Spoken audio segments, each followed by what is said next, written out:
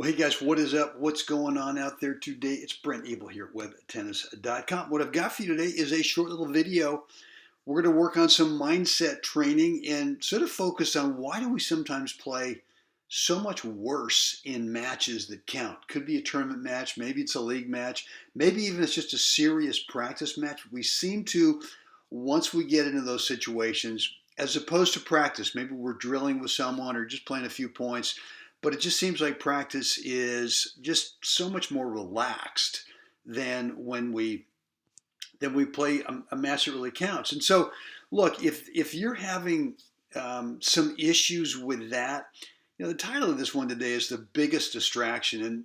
And really for me, maybe like you, is once in a while there's an opponent over there that just drives me crazy, and it seems to happen more in a match that counts than it does with a practice situation. I mean, it could be that every time the guy hits a good shot over there, he's giving it the big, come on, let's go, yeah, baby, all this kind of stuff. Or maybe he's just a little shaky on the calls, whatever it is. But we tend to sometimes get sucked into a guy's personality or an opponent's personality. Could be singles, could be doubles.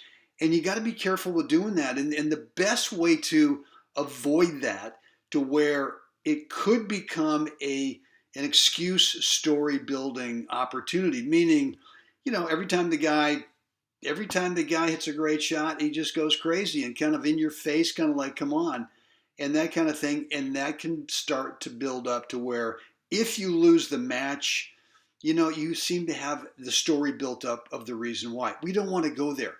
And the best way to override that, the best way to overcome the biggest distraction, which I think is getting sucked into that opponent's personality, is how you control what you think between points. I've got a 4 parts between points routine that really helps me. And if you think about it, the between points time in a match is 80% of the match. I mean, you get 25 seconds between points according to the USTA rules. Well, how long is a point? Well, most points on average don't last more than 4 shots.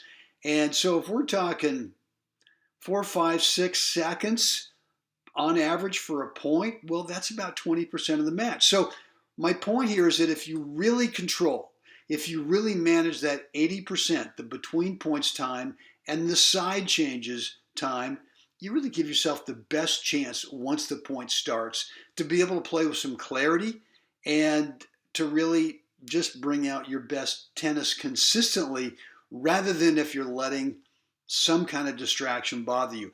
I'm not saying that you're getting pulled into this guy's personality, the gal's personality over there.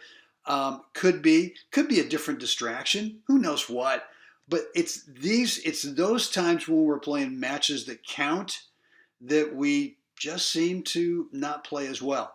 So look, if you're in that category of playing better in practice than you do in matches, and what I've got for you is a free course. It's a free video, and it's going to teach you what I do, 4 parts between points routine.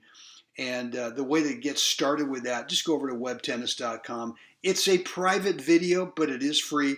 And all you got to do is just drop in a first name and email address, and you'll get immediate access to that free course. All right, look, any questions down below, let me know. But as always, come on now, got to get out there today. Help someone else have a spectacular day. Guys, see you again next time.